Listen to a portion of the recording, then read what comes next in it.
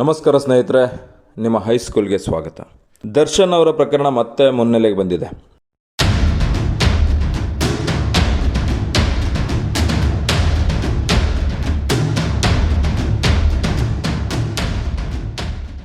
ನಿನ್ನೆ ಕೋರ್ಟಲ್ಲಿ ನಡೆದಂತಹ ವಾದ ವಿವಾದಗಳಲ್ಲೇ ನಡೆದಂತಹ ಒಂದು ಅಚ್ಚರಿಯ ಬೆಳವಣಿಗೆ ಎಲ್ಲರನ್ನೂ ಕೂಡ ಒಂಥರ ಮಂಕಾಗೋ ರೀತಿಯಲ್ಲಿ ಮಾಡಿದೆ. ಆ ಪ್ರಕರಣದ ಆರೋಪಿಗಳಿಗೂ ಕೂಡ ಇದು ಒಂಥರ ಸಿಡಿಲ್ ಬಡ್ದಂಗೆ ಆಗಿದೆ. ಯಾಕಂದರೆ ಇಲ್ಲಿವರೆಗೂ ಒಂದೇ ಒಂದು ಸ್ಟ್ಯಾಂಡ್ ಇದ್ದಿದ್ದವ್ರದ್ದು, ನಾವು ಈ ಪ್ರಕರಣದಲ್ಲಿ ಭಾಗಿಯಾಗಿಲ್ಲ, ನಮಗೂ ಈ ಪ್ರಕರಣಕ್ಕೂ ಸಂಬಂಧ ಇಲ್ಲ ಅನ್ನೋ ರೀತಿಯ ಸಿಂಗಲ್ ಸ್ಟ್ಯಾಂಡನ್ನು ಅವರೆಲ್ಲ ತೊಗೊಂಡಿದ್ರು. ಸೊ ಹೀಗಾದಾಗ ಏನಾಗುತ್ತೆ, ಅಪೋನೆಂಟ್ ವಕೀಲರೇನಿರ್ತಾರಲ್ಲ, ಅಂದರೆ ರೇಣುಕಾಸ್ವಾಮಿಯ ಪರವಾಗಿ ದರ್ಶನ್ ಮತ್ತು ಟೀಮ್ನ ವಿರುದ್ಧವಾಗಿರುವಂತಹ ಪ್ರಾಸಿಕ್ಯೂಟರ್ಗಳು ಇವರಲ್ಲಿ ಇದ್ದರೂ ಇವರು ಆ ಪ್ರಕರಣದಲ್ಲಿ ಭಾಗಿಯಾಗಿದ್ದಾರೆ ಅಂತ ತೋರಿಸೋದಕ್ಕೆ ಹಲವಷ್ಟು ಎವಿಡೆನ್ಸ್ಗಳನ್ನು ತಂದು ಕೋರ್ಟ್ ಮುಂದೆ ಇಡಬೇಕಾಗುತ್ತೆ, ಕೋರ್ಟನ್ನು ಕನ್ವಿನ್ಸ್ ಮಾಡಬೇಕಾಗುತ್ತೆ. ಸೊ ಟೆಕ್ನಿಕಲ್ ಫಿಸಿಕಲ್ ಎವಿಡೆನ್ಸ್ಗಳು ಇದ್ರೂ ಕೂಡ ಇವ್ರು ನಾವು ಅಲ್ಲಿಲ್ಲ, ನಮಗದು ಗೊತ್ತಿಲ್ಲ ಅಂತ ಹೇಳ್ತಾನೆ ಬಂದಿದ್ರು.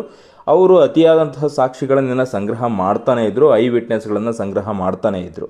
ಆದರೆ ಈಗ ಈ ಪ್ರಕರಣದ ಒಬ್ಬ ಆರೋಪಿ, ನಾನು ಆ ಪ್ರಕರಣದಲ್ಲಿದ್ದೆ, ಅದು ನಡೆದಿದ್ದು ಸತ್ಯ, ಅಲ್ಲಿ ಏನೇನಾಯಿತು ಅಂತ ನಾನು ಎಳೆಯಾಗಿ ಬಿಡಿಸಿ ಹೇಳ್ತೀನಿ, ನನಗೆ ಗೊತ್ತಿದ್ದಿದ್ದು ಅಷ್ಟೂ ಅಂತ ಮುಂದೆ ಬಂದಾಗ ಅಲ್ಲಿಗೆ ಒಂದಂತೂ ಕನ್ಫರ್ಮ್ ಆಯಿತು, ಇವರೆಲ್ಲ ಆ ಪ್ರಕರಣದಲ್ಲಿ ಇದ್ದರು ಅಂತ. ಇಲ್ಲಿವರೆಗೂ ನಾವು ಯಾರೂ ಅದರಲ್ಲಿ ಇಲ್ಲ, ಇದನ್ನು ಪೊಲೀಸ್ನವ್ರು ಪ್ಲ್ಯಾಂಟ್ ಮಾಡ್ತಾ ಇದ್ದಾರೆ ಅಥವಾ ಇದನ್ನ ಬೇರೆ ರೀತಿ ತಿರುಗಿಸೋದಕ್ಕೆ ನೋಡ್ತಾ ಇದ್ದಾರೆ. ಸೊ ಈ ಥರದ ಹಲವಾರು ಹೇಳಿಕೆಗಳನ್ನು ಕೊಡ್ತಾ ಬಂದಂತಹ ಟೀಮು ಮತ್ತು ಅವರ ಪರ ವಕೀಲರು ಇವಾಗ ಅವ್ರಿಗೆ ಆ ಆಪ್ಷನ್ನೇ ಇಲ್ಲ. ಬಿಕಾಸ್ ಆ ಟೀಮ್ನ ಒಬ್ಬ ಮೆಂಬರೇ ಬಂದು ಒಪ್ಕೊಂಡಿದ್ದಾನೆ, ನಾನು ಆ ಒಂದು ಕ್ರೈಮಲ್ಲಿ ಇದ್ದೆ, ಆ ಕ್ರೈಮಲ್ಲಿ ಏನಾಯಿತು ಅನ್ನೋದು ನಾನು ಹೇಳ್ತೀನಿ, ಆ ಕ್ರೈಮಲ್ಲಿ ನಡೀತವತ್ತು ನಮ್ಮೆಲ್ಲರ ಸಮ್ಮುಖದಲ್ಲಿ ಅಂತ ಒಪ್ಕೊಂಡಂಗೆ ಆಯಿತು ಇಂಡೈರೆಕ್ಟ್ಲಿ.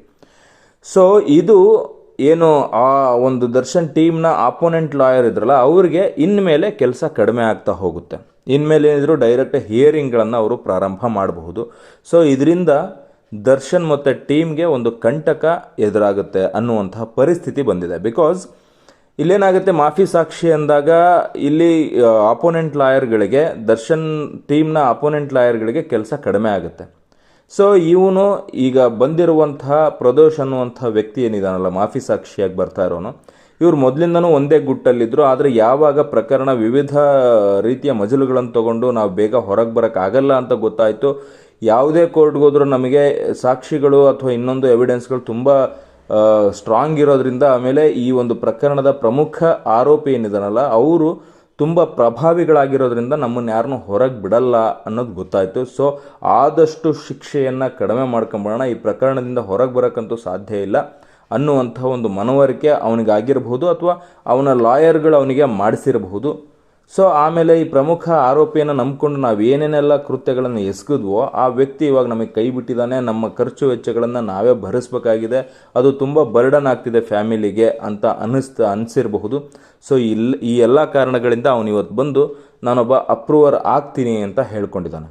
ಆದರೆ ಇದು ಎಷ್ಟರ ಮಟ್ಟಿಗೆ ಕೋರ್ಟ್ ಅದನ್ನು ಪರಿಗಣಿಸುತ್ತೆ, ಇವನ ಒಂದು ಪ್ರಮುಖ ಪಾತ್ರ ಇದ್ದು ಇವನು ಅದರಲ್ಲಿ ಶಾಮೀಲಾಗಿದ್ದು ಇವನು ಅಪ್ರೂವರ್ ಆದ್ರೂ ಕೂಡ ಇವನಿಗೇನು ಶಿಕ್ಷೆಯ ಪ್ರಮಾಣ ಕಡಿಮೆ ಆಗಬೇಕು ಅಂತಲೂ ಏನಿಲ್ಲ, ಅಥವಾ ಇವನು ಈ ಕೇಸನ್ನು ಬೇಗ ಮುಗಿಸೋದಕ್ಕೆ ಮುಂದೆ ಬಂದ ಇವನ ಕಾರಣದಿಂದಾಗಿ ಈ ಕೇಸ್ ಒಂದು ಸ್ವಲ್ಪ ಬೇಗ ಮುಗಿಯುತ್ತೆ, ತಪ್ಪಿತಸ್ಥರಿಗೆ ಶಿಕ್ಷೆ ಆಗುತ್ತೆ. ಸೊ ಹಾಗಾಗಿ ಇವನಿಗೆ ಒಂದು ಸ್ವಲ್ಪ ಏನಾದ್ರು ಕನ್ಸೆಷನ್ನ ಕೊಡೋಣ ಅಂತ ಬೇರೆ ಎಲ್ಲ ಅಪರಾಧಿಗಳಿಗಾಗುವಂತಹ ಶಿಕ್ಷೆಯ ಪ್ರಮಾಣಕ್ಕಿಂತ ಇವನಿಗೊಂದು ಸ್ವಲ್ಪ ಕಡಿಮೆ ಶಿಕ್ಷೆನೂ ಕೂಡ ಆಗಬಹುದು. ಅದೆಲ್ಲ ನ್ಯಾಯಾಲಯದ ವಿವೇಚನೆಗೆ ಬಿಟ್ಟಂತಹ ವಿಚಾರ. ನಾವು ಚಿಕ್ಕ ವಯಸ್ಸಲ್ಲಿ ಒಂದು ಕಥೆಯನ್ನು ಕೇಳಿದ್ವಿ, ವಾಮನ ಬಲಿಚಕ್ರವರ್ತಿಯ ಕಥೆ. ಅಂದರೆ ಬಲಿಚಕ್ರವರ್ತಿ ಅನ್ನೋನು ಇಡೀ ಭೂಮಂಡಲವನ್ನು ಆಳ್ತಿದ್ದಂತಹ ಒಬ್ಬ ರಾಜ.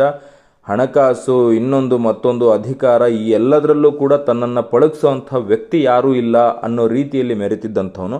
ಅಂಥವನನ್ನು ಒಬ್ಬ ವಾಮನ, ಅಂದರೆ ಈವನ್ ಮೈ ಮೇಲೆ ಹಾಕೊಳ್ಳೋದಕ್ಕೆ ಸರಿಯಾದ ಬಟ್ಟೆ ಇಲ್ಲದೆ ಇರುವಂತಹ ಚಿಕ್ಕ ಬಾಲಕ ಬಂದು ಅವನನ್ನು ಭೂಮಿಯ ಪಾತಾಳಕ್ಕೆ ತಳ್ಳಿಬಿಡ್ತಾನೆ ಅಂತ.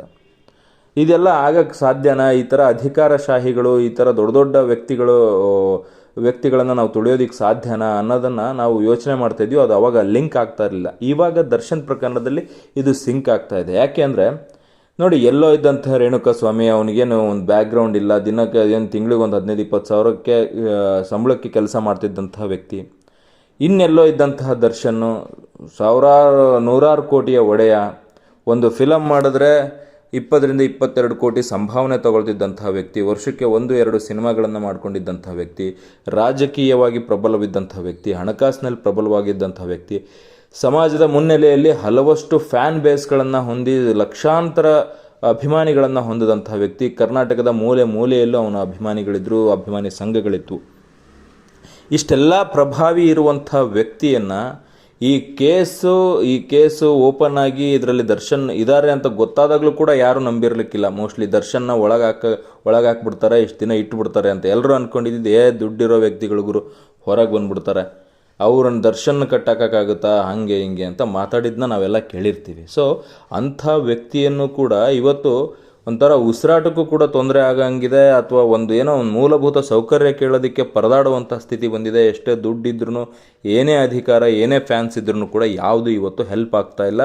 ಕಾರಣ ರೇಣುಕಾಸ್ವಾಮಿ ಅಂತ ಒಬ್ಬ ವ್ಯಕ್ತಿಯನ್ನು ಅವನು ಕೊಂದಿದ್ದು ಅಂತ ಹೇಳಲಾಗ್ತಾ ಇದೆ. ಸೊ ಈಗ ನೋಡಿ, ಇದು ಎಂತೆಂಥ ದೊಡ್ಡ ವ್ಯಕ್ತಿಗಳಿದ್ರೂ ಕೂಡ ಟೈಮ್ ಒಂದು ಸರಿಯಾಗಿಲ್ಲ, ಅಥವಾ ಈ ಥರದ ಒಂದು ಕ್ರೈಮ್ಗಳು ನಡೆದಾಗ ಅಧಿಕಾರಿಗಳು ಚೆನ್ನಾಗಿರುವಂತಹ ಅಧಿಕಾರಿಗಳು ಬಂದು ನಿಂತರು ಅಂದರೆ ಏನೇನೆಲ್ಲ ಪ್ರಕರಣಗಳು ಯಾವ ಒಂದು ತಿರುವು ಪಡೆಯುತ್ತೆ ಅನ್ನೋದಕ್ಕೆ ಕಾನೂನಾತ್ಮಕವಾದಂತಹ ಒಂದು ಉದಾಹರಣೆ ಇದು.